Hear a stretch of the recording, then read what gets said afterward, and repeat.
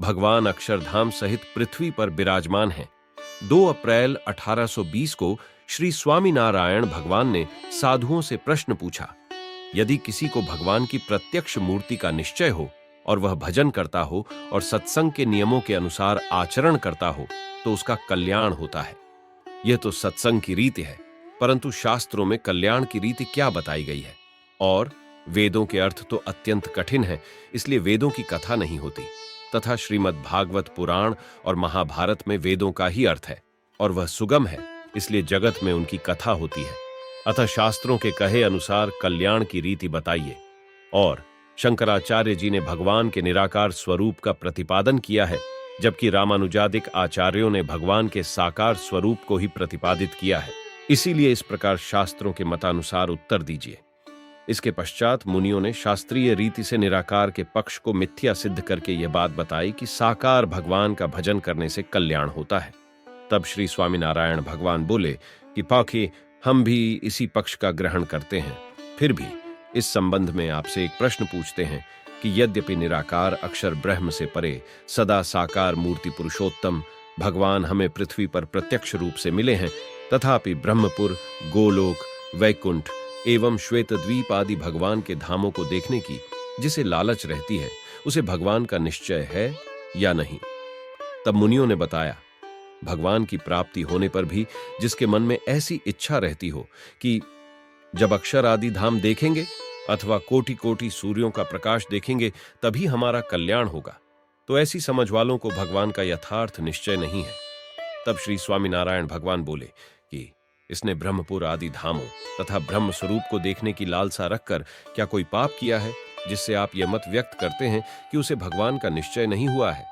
मुनियों ने बताया कि जिसने प्रत्यक्ष प्रमाण भगवान के दर्शन को कल्याणकारी मान लिया हो, उसके लिए ब्रह्मपुर, गोलोक आदि धाम भी भगवान के ही धाम हैं।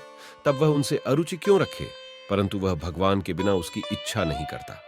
तब श्री स्वामीनारायण भगवान बोले कि वे धाम तथा उनमें रहने वाले पार्षद तो चैतन्य मूर्ति हैं और माया से परे भी हैं, तब उनमें कौन सा ऐसा दोष है कि वह उसे नहीं इच्छता?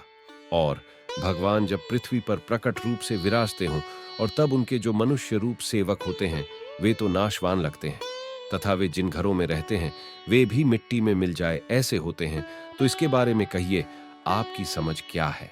तब मुनि बोले कि इन घरों को हम ब्रह्म पुरादिक धाम समझते हैं तथा सेवकों को हम ब्रह्म रूप समझते हैं। फिर श्री स्वामीनारायण भगवान बोले, ब्रह्मपुर और उसमें रहने वाले पार्षद अखंड एवं अविनाशी हैं, तो इस मृत्युलोक के नाशवान घरों और नाशवान शरीर वाले पार्षदों के साथ उसकी तुलना क्यों करते हैं? अब नित्यानंद स्वामी बोले, हे महाराज, इसका उत्तर आप ही दीजिए। तब श्री स्वामीनारायण भगवान ने बताया, भगवान जीव के कल्याण के लिए जब मूर्ति धारण करते हैं तब वे अपने अक्षरधाम एवं चैतन्य मूर्ति पार्षदों तथा समस्त निजी ऐश्वर्यों सहित ही पधारते हैं, परंतु वे दूसरे लोगों को दिखाई नहीं पड़ते। और जब किसी भक्त को समाधि में अलौकिक दृष्टि प्राप्त होती है तब उसे भगवान की मूर्ति में कोटि कोटि सूर्यों के समान प्रकाश दिखता है और अनंत कोटि मुक्त भी उस भगवान के साथ दिखाई देते हैं और वह अक्षरधाम भी भगवान की मूर्ति के साथ ही दिखाई देता है।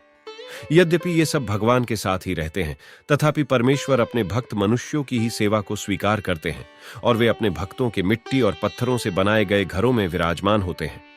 उनके श्रद्धालु भक्त जो धूप, दीप और अन्न वस्त्रादि अर्पित करते हैं, उन्हें भगवान प्रसन्नता पूर्वक स्वीकार कर लेते हैं। वह इसलिए कि इससे अपना मनुष्य सेवक दिव्य रूपधारी पार्षदों की पंक्ति में सम्मिलित हो। अतः भक्त जन भगवान की सेवा में जिन जिन वस्तुओं को समर्पित करते हैं वे सभी वस्तुएं भगवान के धाम में दिव्य रूप हो जाती हैं और वे भक्त भी दिव्य रूप होकर भगवान के धाम को प्राप्त करते हैं। अतः ऐसा अचल अखंड सुख अपने भक्त जनों को दिलाने के लिए ही भगवान भक्तों की समस्त सेवाओं को स्वीकार करते हैं।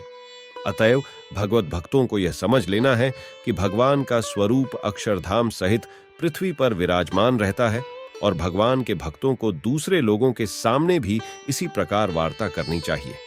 जय श्री स्वामीनारायण।